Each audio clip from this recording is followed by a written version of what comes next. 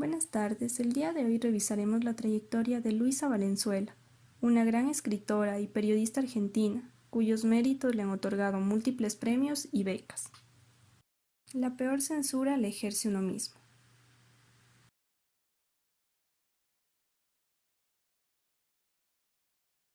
Luisa Valenzuela nació en Buenos Aires, Argentina, un 26 de noviembre de 1938. Hija del médico Pablo Valenzuela y de la escritora Luisa Mercedes Levinson, vivió en un ambiente literario desde su infancia.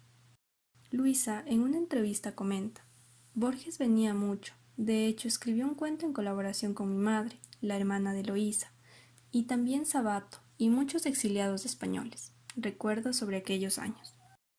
Esta argentina es una novelista, ensayista, cuentista y periodista que a los 17 años de edad escribió su primer cuento, Ciudad Ajena, publicado luego en la revista literaria Ficción, bajo el título Ese Encanto.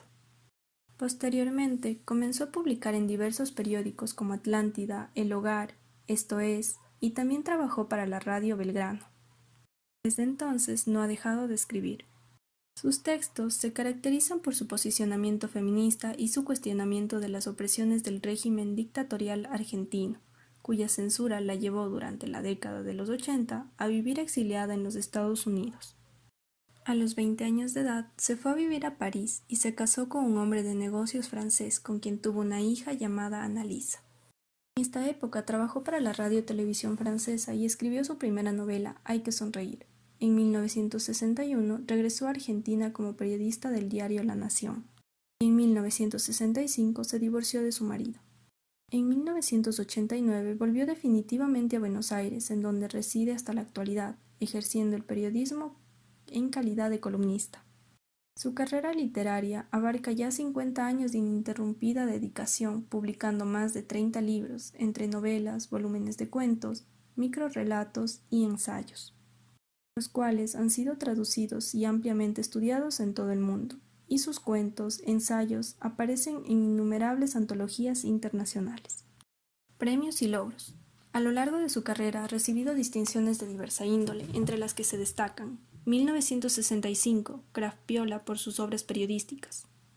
1966, Premio del Instituto Nacional de Cinematografía al guión Clara, basado en la novela Hay que sonreír. 1985, Doctora Honoris Causa, de la Universidad de Knox, Illinois. 1977, Medalla Machado de Assis de la Academia Brasilera de Letras. 2004, Diploma al Mérito Premio Konex, Cuento Quinquenio 1994-1998. 2016, Gran Premio de Honor de SADE. 2017, Doctora Honoris Causa de la Universidad Nacional de San Martín. Y 2019, Premio Carlos Fuentes a la Creación Literaria, donde el jurado resolvió entregarle el galardón por la agudeza de la obra.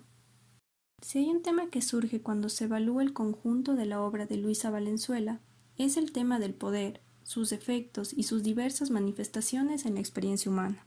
La primera novela de Valenzuela, Hay que sonreír, publicada en 1966, se inspiró en las prostitutas que solía observar en el Bois de París. Presenta la vida de una simple chica provinciana, Clara, que va a la gran ciudad de Buenos Aires para encontrar trabajo. Allí enfrenta una serie de hombres y de situaciones que conducen a su explotación. Tal vez esta es la única novela de Valenzuela que podría considerarse realista. Muestra la clara intención de la autora de denunciar la opresión y las injusticias sociales, sufridas por las mujeres como objeto del abuso sexual masculino. En 1967 publicó Los Heréticos, una colección de cuentos que gira alrededor del concepto de herejía. Estos relatos sugieren una desconfianza en el dogma religioso y en el patriarcado. Se advierte una clara intención de desafiar las estructuras patriarcales y crear un discurso centrado en la mujer. En 1972, después de su experiencia en el International Writing Program de la Universidad de Iowa, Valenzuela publicó El gato eficaz. Tal vez su novela es la más enigmática y erótica. La narración sigue las aventuras urbanas de una protagonista que se transforma en un gato, una tarántula, un lobo y un árbol, entre otras especies. Sobre todo, esta novela se centra en la deconstrucción del lenguaje y de los dogmas, los mecanismos sociales represivos arraigados en ese lenguaje. Lo que Valenzuela explora en ella es el poder del propio lenguaje, por lo que puede ser descrita en términos de transgresión, tanto lenguaje como valores. El tono lúdico del texto apunta a una seria crítica de la sociedad occidental.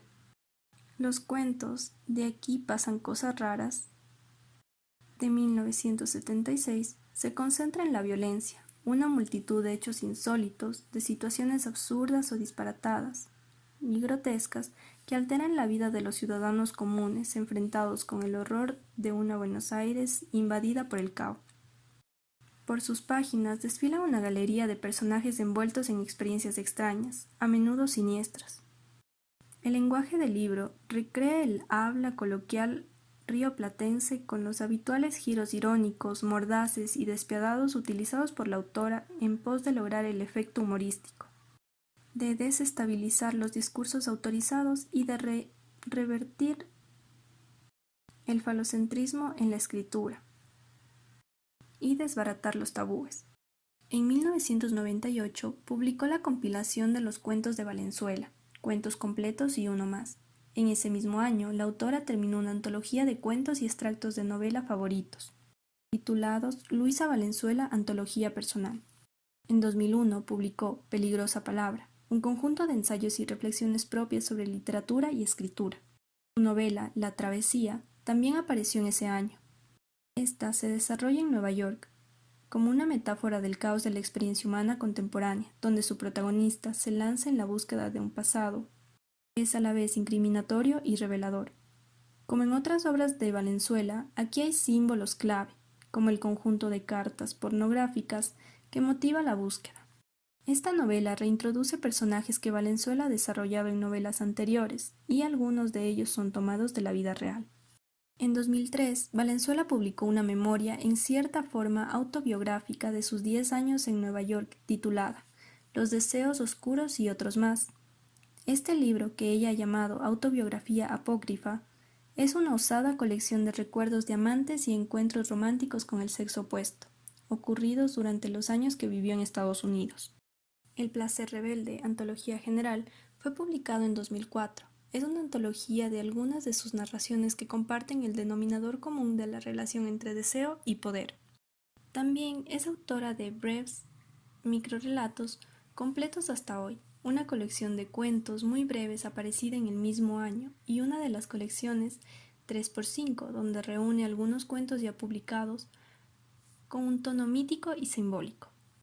El aporte más significativo de esta autora a la literatura es el rescate de la parodia, el uso de la traducción entendida como un factor de resistencia y el énfasis puesto en las identidades móviles, tanto sexuales como sociales. Esta autora, además, pone a funcionar en sus relatos enmascaramientos, parodias, simulacros, hibridaciones y el cuestionamiento de las identidades de género. A esto se suma la experimentación con el lenguaje y su estética en la que se advierten conflictos y tensiones referentes al orden social. Valenzuela, en particular, recurre a la teoría psicoanalítica y ha cultivado alternativamente diversos géneros, como novela, cuento, ensayo, microrrelato. Sus ficciones exploran el erotismo, lo fantástico, lo policial y frecuentemente la relación entre sexualidad, poder y capacidad del lenguaje para expresarlo. La crítica más reciente sitúa su obra en los marcos flexibles de la posmodernidad, ya que cuestiona los valores patriarcales, resemantiza y parodia las expresiones y las prácticas culturales en términos genéricos sexuales. En fin, la obra de Luisa Valenzuela logra una rara combinación de sabiduría, humor, sexualidad, crítica social y política, además de la experimentación formal. Ella trasciende la mera narrativa para convertirse en una seria y penetrante exploración de la psique humana y las instituciones sociales e ideológicas que estructuran nuestros pensamientos y nuestras creencias. Hay que sonreír. Se sentó sobre el borde que quedaba libre y se puso a admirarle el cuerpo. Tenía la gracia de un tigre que duerme. Lo miró largo tiempo. Después se aburrió y empezó a estudiar su cajón que iba tomando forma. Me van a cubrir completamente. Una lástima, porque malformada que digamos no estoy. Pero no, nada de lástima. Una bendición del cielo, porque por fin podré trabajar con mi cabeza, sola, sin este cuerpo que se metió de por medio para hacerme problemas.